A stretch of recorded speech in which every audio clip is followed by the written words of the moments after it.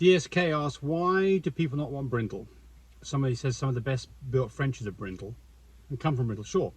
Well, the reason that people don't want brindle, like myself, is because brindle messes up things like tan points. So it's a dominant gene, a single copy makes it expressed. If you're in the show ring, people love brindle. I mean, it's one of the 3 colors that are acceptable for the show ring. But if you try and do tan points, it mucks up tan points. I did a short on the safest puppy whelping system, and somebody said I use a heated mat under the bedding. That works, except that Mum is getting cooked. She's got a fur coat on. She's not thanking you for it. So that's the reason why we built this system where we just put the heat under the pig ground, nowhere else, because that's where the puppies spend the majority of their time, and Mum can be left in with her puppies 24/7 and not overheating. McCalliam says female was 7.8 on day 6. 2 days later was 4.6. Split heat, yes it is. That's a split heat, or at least, yeah. And so what do? You just keep on testing. If I had a test, if I had a dog that was at a 4.6, then I would test 2 days later. What do I need from the AKC? Didova 2744 asks if my study is being used a lot. So the answer is a DNA profile on record. So a dog that is used more than 3 times in a year, or I think it's 5 times in a lifetime, it might be 7, has to have a DNA test on record. And if you don't do that, you'll get to the point where you'll get a letter from the AKC and they will not let you register that letter, thank you, until you've got the DNA down. And the problem with this is it's not expensive, about 40 bucks, but it can take 6 to 8 weeks for them to get the process done. So get on top of that, and don't get in a situation where you've bred a dog for somebody and now they can't get their paperwork for a couple of months because they're not going to be happy. Thank you. So somebody says, let's see, 3 vets on call, how much will they charge you if you call them at 3 a.m.? Well, I mean, that varies. Well, you do a progesterone test, or buy the progesterone. Hey, let's get Tara on camera here, because she's got some good information. They look fine. They look cute. They look cute. A ponytail. They look cute than me. People give me a thumbs up if you'd rather see Tammy than me. I bet you the answer is that 95% of the people are going to say, we want to see Tammy, we don't want to see the ugly old bastard. Yeah, whatever. But Tammy's right. The first thing is, you just rather not get a situation where you've got to start doing C-sections at 3 o'clock in the morning, because number 1, they're expensive. Number 2 is you kind of got caught with your pants down a little bit. And number 3 is you're going to get the most junior person in the whole place, or maybe forced to go to the emergency clinic where you've got somebody who maybe has never done one before. So, you know, I've got all kinds of videos that show you how to get. You remember, you just got to be within 2 days at the right time. So you don't have to be at the exact moment. What you want to do is you want to predict where the right place is based on temperature, behavior, progesterone levels. And if you do that, when's the last time we had the emergency C-section done at 3 in the morning? Been a long time ago. Yes. Long time ago. It's no fun for anybody. That's why I love our progesterone machine. I know this is the same person. How to fix a dog's hematoma. Cheesian says, sounds smart, but to be honest, the dog is going to shake that off within seconds. No, not at all. We've done this. I mean, I haven't had a lot of dogs with hematomas, but every time I've done this, it's worked. And the only reason the dog's going to shake it off is, number 1, the reason that probably the dog got a hematoma in the first place, it has an ear infection. So its ear is bugging the crap out of it. You've got to get that ear infection fixed, because what happened is, he got an ear infection, shaking its head and bashed his hair on something, and got ear on something, got a hematoma. If it's shaking it off, make the cylinder smaller, make the wrapping tighter, and if necessary, put an Elizabethan collar on the dog so he can't get to it. I promise you it works. You'll see lots of people here who've commented that they've done it successfully.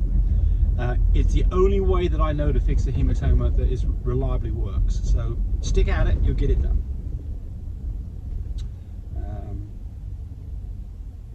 Someone's asking, Frenchie says, how long are you supposed to let it clot? We're talking about spinning blood for a progesterone test. We keep getting blood in it, it won't separate correctly. Serum still stays pink or clear. So the answer is, what you can do on this is let the blood sit for about 20 minutes before you spin it. That will probably fix the problem. But if it's slightly pink, it'll still be fine. I've done many tests where it's come back pink, you know, and you spin it again, it's still pink. Just run the test, it'll be absolutely fine. Because if it's pink, there's just hardly any blood in there at all. It'll be fine. Of course, the other thing you can do is to go with the whole blood test, which is what we do these days. Same machine. You have to buy 25 tests at a time, and it's a couple of bucks more what test. What kind of machine? Same machine. Sewing machine. No. What'd you say? Same machine. Progesterone testing. Our machine we sell, the FineCare machine, can use either use the whole blood or the serum test. If you do the whole blood test, there's no spinning required down in the centrifuge. So, Laurie Davis, I want to thank you and James and Tammy for all the help you give my son Kevin and myself. This doesn't bring anything down as far as raising puppies. I just want to reach out to you and let you know that. Well, what she's saying here is you've got to be there for your animals, and she's exactly right. So once you go into this process of deciding you want to have puppies, there's no backing out of it. You could decide after this litter you're not having any more puppies and get the dog fixed, but you got to be there for your puppies. You got to be there for your mum, because if you don't, both mums and puppies can get in trouble, and you will feel like hell because of what you did. So don't be in that situation. And the right answer to this is go into this with your eyes wide open. Now, if you don't be casual about this, and figure out the whole game plan so that you've got the necessary materials in place, you've got the time that you need to devote them certainly for the first 7 days, that you've got, you know, if it's going to be a C-section, that you know who you're going to go to and that you've got the money for that. You've got an idea about what these puppies are going to sell for, so you can make sure this makes financial sense for you. But the big thing is the time commitment. You've got to have a time commitment for these dogs. And look, our last 2 litters, plain sailing, we haven't had to do a damn thing. But every now and then you get a puppy that really needs a lot of help. And it needs to be in an incubator, and it's got to be looked at every few hours. And at night time, you may have to get up in the middle of the night to go check. So, yeah. That can be pretty rough. Yes. You're doing it for that puppy and that mama dog. Shalisa says, my girl ovulated relatively late, day 14 or 15. That's a little late, but most ovulated, yes, okay. In her first breeding. Would she be likely to ovulate later in her future breedings, or is this not an indication of anything? I suspect this is because she is a young dog, and the first heat was when she was something around a year old, and so it's not indicative of what she's going to do for the rest of her life. Most dogs, aren't they a year old and a lot older, ovulate around day 9. Doesn't mean that all dogs do. Just because one dog ovulated at day 9 this time doesn't mean that it will ovulate day 9 next time. But I suspect you will find it's more normal next time. I could be wrong. So don't get caught with your pants down. Well, here's a clever person. I'll see if Tony says this. Mootrick171 says, you can avoid death of puppies and mums well-being by not breeding your dog. What? What she's saying here, I had a video here about puppy dies after C-section. It was on a short. And I was talking about the things that can happen that cause death of a dog during C-section because you've got things mucked up. And what they're saying is they don't like the idea of people breeding dogs. And so the one solution is not to breed the dog. So they're being basically, they're being a wise ass, in my opinion. Is that what that is? I think so. Puppy portable incubator. Nick Mac 2206 says, can I put a foam or a blanket in there? No. You can put a hand towel in there. You can put some paper towels in there. You can put a pee pad in there. But nothing that is going to substantially block the heat from coming from the floor, because just that's a single wash rag and a wash rag on top of them does fantastic. That's what we do. Yeah. Throw a wash rag in there. What I like to do is do that hand towel. I don't know if you call it a face towel. I think a face towel is wash rag. I'm going to hand towel is the long thing. Tea towel. That you could lay it in there and then flip it over on the babies. The other end of the. So the reason for this is number one, in our incubator, the heat comes up through the floor. It's not a forced air incubator. It doesn't dry the puppies out. It's not a forced air incubator. There's no moving parts to break. But because it comes up through the floor, to give the puppy some padding is a nice thing to do, because you would not like to lie on a concrete floor, right? And the next thing is when they're being born, you've got them in there, and you keep opening and closing the lid. To throw it over the top of them just generally keeps the heat in there as well. So you don't have to do it, But it does not want to be something that's thick. A thick foam pad, the heat's not going to come through it. That's not going to be good.